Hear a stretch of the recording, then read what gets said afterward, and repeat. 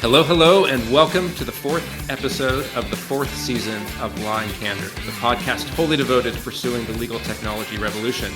I'm here with my co-host, Bill Mariano, and we are excited to have you with us today. Today, we've got a great topic. We call it our eDiscovery program starter pack, uncovering key ways to build an effective and efficient eDiscovery program. But before we get into that, and before we introduce our guest speaker, we want to bring you our Sightings of Radical Brilliance. Which, if you are a fan of the podcast, and we know you are, this is where we love to talk about things that we're seeing in the industry that are innovative and other acts of sheer genius. Yeah, today we have one that we all saw coming. Come on, the second we realized that this COVID thing was real, I think it was the NBA first canceled or postponed their season. That was when I was like, whoa, maybe there's something to this. March Madness got canceled. If you started to think about how this was going to affect your business and you were in the legal industry, you knew this was coming. Here it comes. Texas is trying it. A jury trial by Zoom. Yep. It was only a matter of time for sure. And I think this is something that really it maybe strikes fear in the hearts of a lot of lawyers and makes a lot of potential jurors rejoice of being able to think of, sitting in their pajamas in their recliner participating in a trial instead of having to go to a courthouse and sit on those hard wooden benches. Yeah, I mean, look, I've actually had this conversation, ironically enough, before I read this article. I had this conversation with a friend of mine who's a plaintiff's lawyer, and he is just vehemently against this. I mean, I'm not going to name him, but he said, listen, a lot of my cases, I win by making that connection with the jury. Now, how am I going to know whether or not they're paying attention to me? I could tell you right now when and he said this, I could tell you right now when I'm doing a Zoom with my friends, I know half of them are doing other things. You could see them typing away on their computer. How are we going to be able to do that? And focus. And I got, listen, plaintiffs are going to have a field day with fighting this, right? Their lobbyists are going to fight this tooth and nail because this really, I think to them, it's a disadvantage for them. But listen, what are we going to do? There are people sitting around waiting. Settlements didn't come through. They're going to court and they have absolutely no idea when they're going to be able to get to court. Some people need the money. I mean, I understand the reasoning for it. It's just this. I don't think it's going to be as cut and dry across every state. This one's in Texas. I saw Indiana was talking about it as well. It's crazy. Like if you've sat, done a clerkship or sat in a court for a long time, that idea of like these jurors just sitting there, they're kind of captive there. They don't have access to information, but a million questions come up every day. And if you were just sitting there with the ability to Google stuff, sure, as it got mentioned, I mean, it would really, I think, alter the way a trial is supposed to work. I don't see any judge being happy about people having access to that kind of information. I mean, yeah, they're going to have to do some things. I mean, I know, like, for instance, to relate it back to what we do every day, we're starting to see more doc review from home. But that doc review takes place on a lockdown computer that's essentially a brick connected to a cloud somewhere. So you can't just Google and YouTube and do other things on that computer. And so look, if the courts are going to do this, they can't allow people to be doing it from their own iPhone, from their own computer, because you have absolutely no idea what they have access to. Plus, frankly, I don't see me being able to sit on my computer with my, listen, I have multiple screens on my desktop. I got my laptop, I plug it in, I got a big screen behind it. If I could be doing that, I could be doing my fantasy football let's hope football comes back, by the way. I could be doing my fantasy football while I'm sitting in a jury trial. I mean, and that's probably the best case scenario. The worst case is something like you said, Rob, where I Google the case, and who knows if it ends up on some weird conspiracy theory site, what they think is happening with it, and I see this going all wrong. Yeah. But I understand the need. Yeah. The only good news, more people with ADD willing to participate in jury trials. Yeah. No longer an excuse to say I forgot my Ritalin at home. Interesting. It'll be fun to see how this one develops. Yeah. Yeah. Absolutely.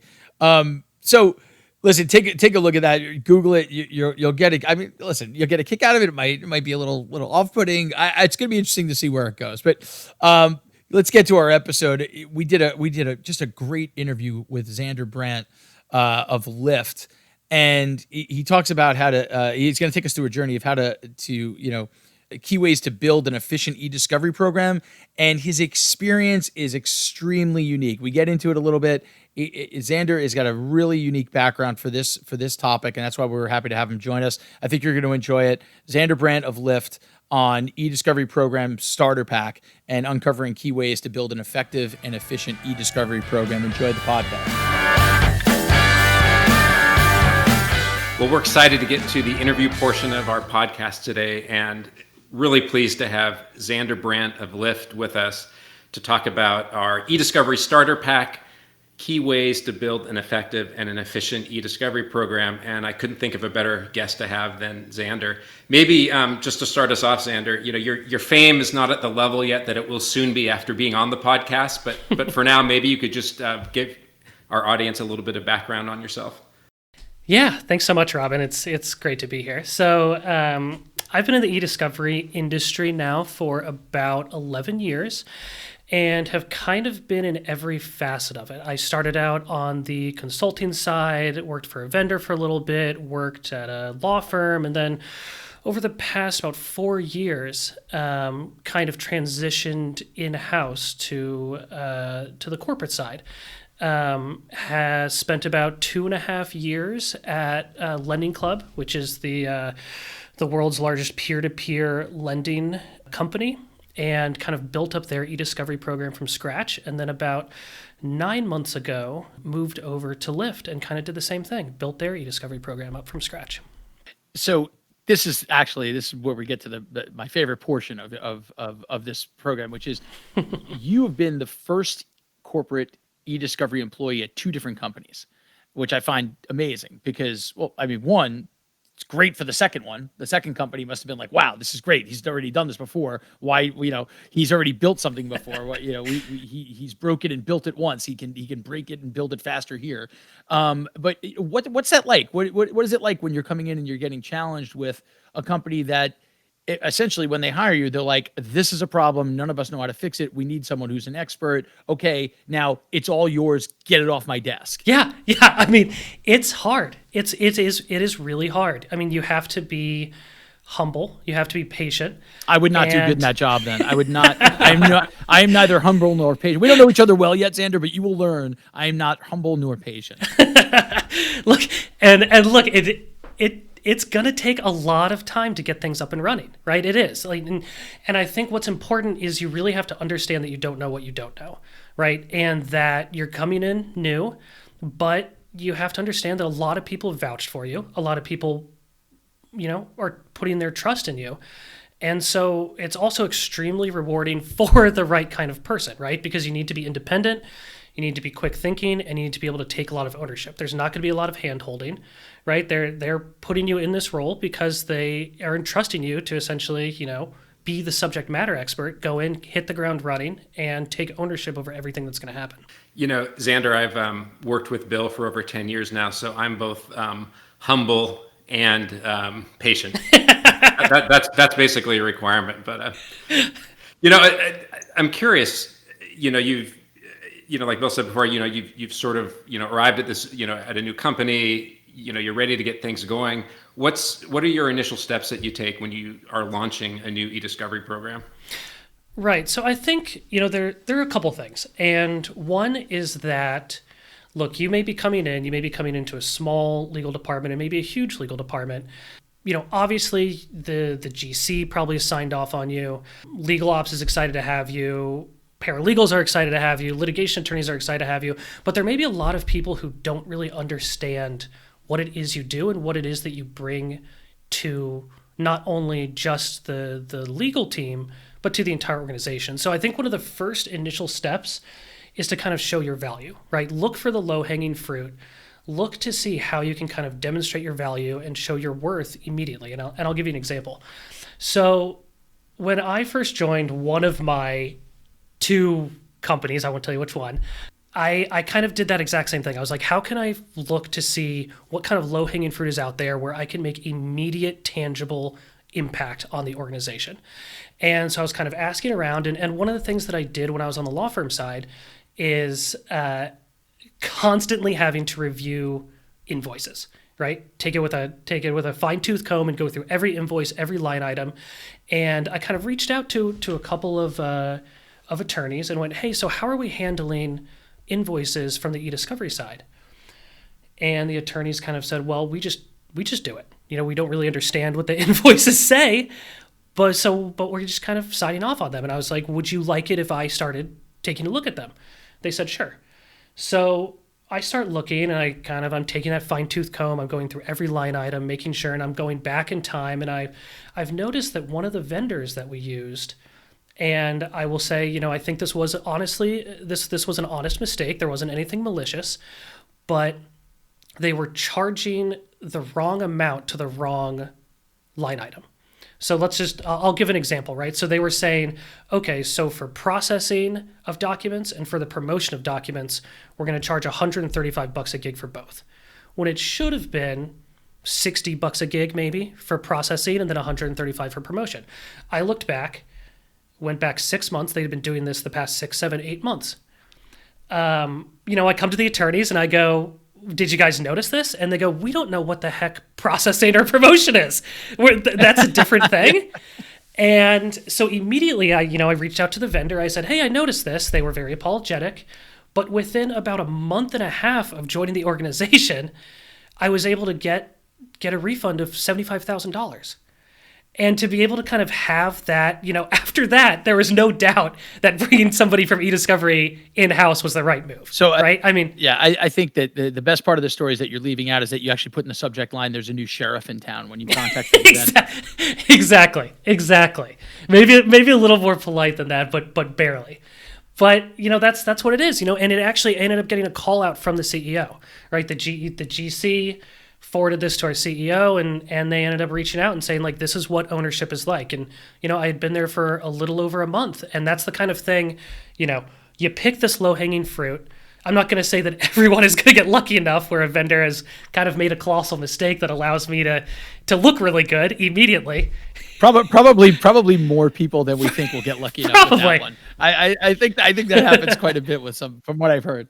Yeah, we did have one person catch the $1 million to Bill's Cayman Islands account on the invoice. Listen, man, it was an honest mistake. I happened to intercept the invoice, and I thought it would be much more efficient if it went to my bank account. It was a one-time thing, and I hate that you keep bringing it up.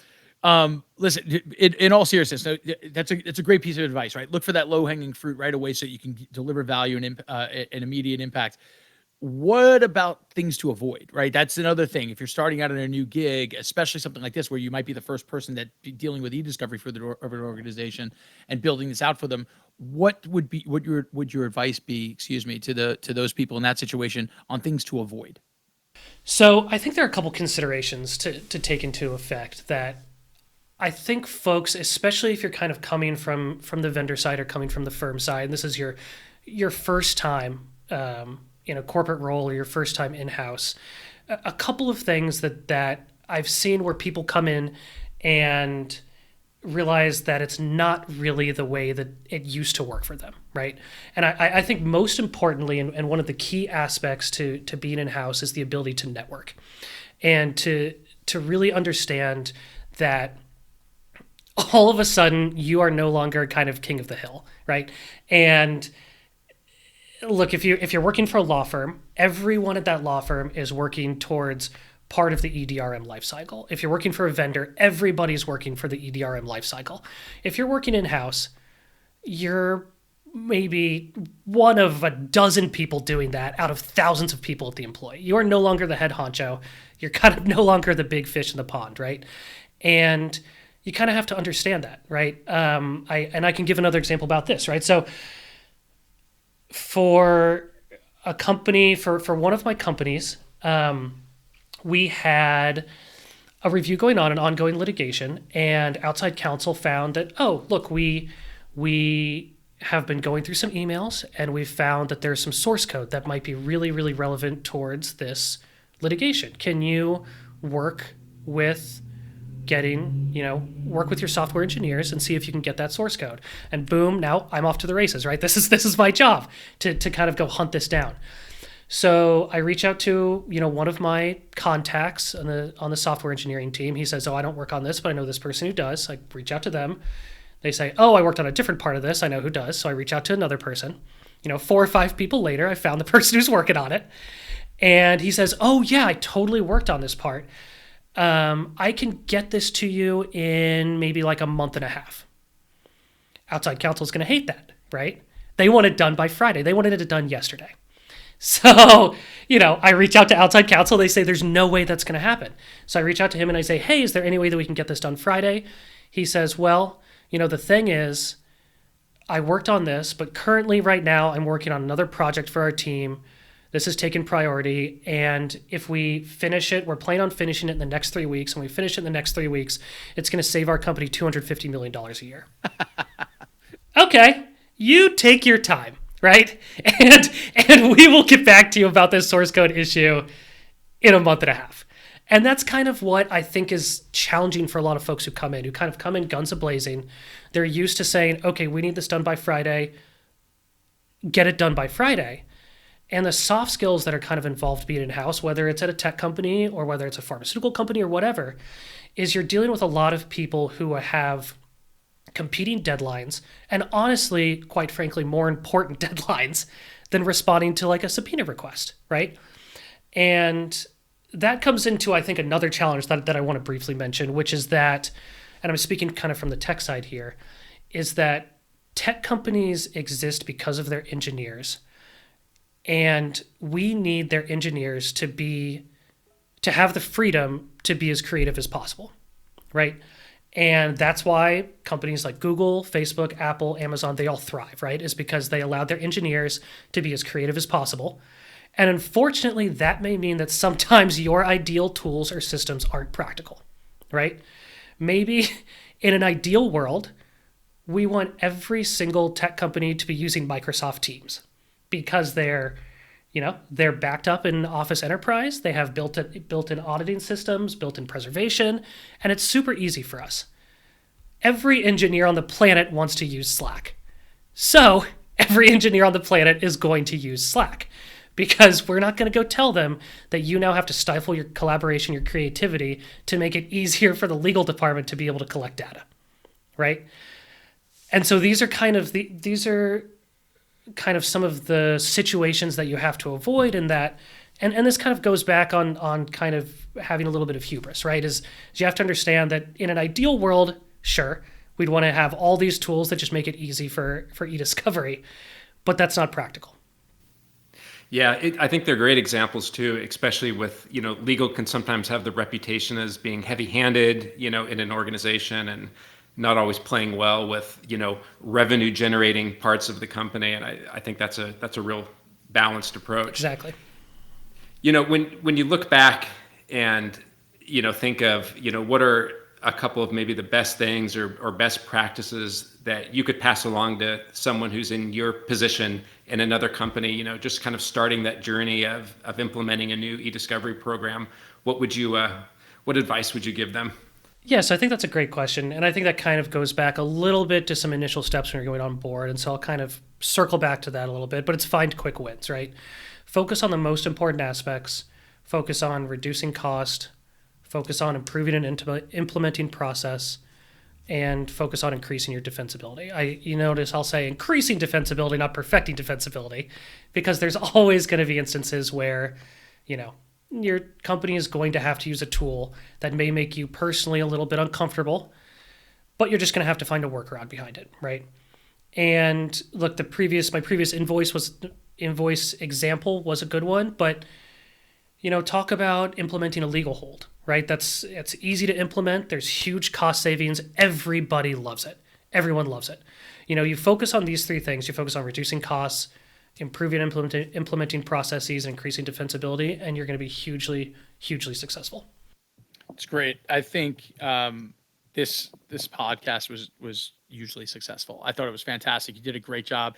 If I may, I'm going to try to wrap up the key points. Even if I don't do a good job, the rule on this program is you have to tell me I do a good job, because otherwise my ego gets fractured and it's a problem. My wife has to deal with me all day. So I'm going to try my best. And just tell me no matter what that I did well. And then when we sign off, you can call Rob and on the side. And tell you got it.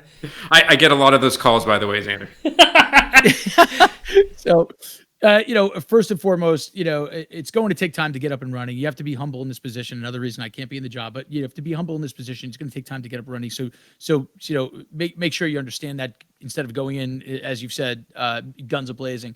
Also, I think this was a key takeaway that I got. You don't know what you don't know. Go in and start to understand what you're dealing with before you start taking action. Also, not a lot of people are going to understand what you do, especially if you're new to the organization or the role is new to the organization. So try to focus on areas where you can show immediate value with immediate tangible impact. Know your place in the world. Again, I have a problem with this, but you seem to be doing well with it. Know your place in the world, especially when you're an in-house employee. You're not the head honcho, and frankly, everybody in that organization that makes it that organization successful probably doesn't care about the legal timeline and most things. And every time you request something, you might not get the answer you want. So I think it's great advice to tell people to network, right? People will often find time to do things for people that they like and people that they connect with at work. And I thought the example about tech engineers wanting to play with Slack while everybody in legal would just love it if they would just embrace Microsoft 365 because it makes their job easier is hysterical and something that we come across every single day. In terms of best practices, focusing on the most important aspects, i.e. improving process, decreasing cost, and increasing defensibility. I thought those are great takeaways. Overall, fantastic podcast. I thought a fantastic wrap up by me. And I thought Rob did an okay job today with his questions as well. You were fantastic. Rob, I'd give a C+ to a B. And I, of course, got an A+. But overall, fantastic job. We all really appreciate you doing this for us, Zander. Yeah, and well done with that recap, Phil. Thank you. Thanks. My mom is going to be so proud of me. And if we accomplished anything today, Zander, you taught Bill 2 new words: humility and patience. We'll see if that sticks. They're already out of my head. They're gone. Like the second I walked out of the SATs, I didn't know the answer to anything. Thanks. Thanks so much. Thanks for joining us.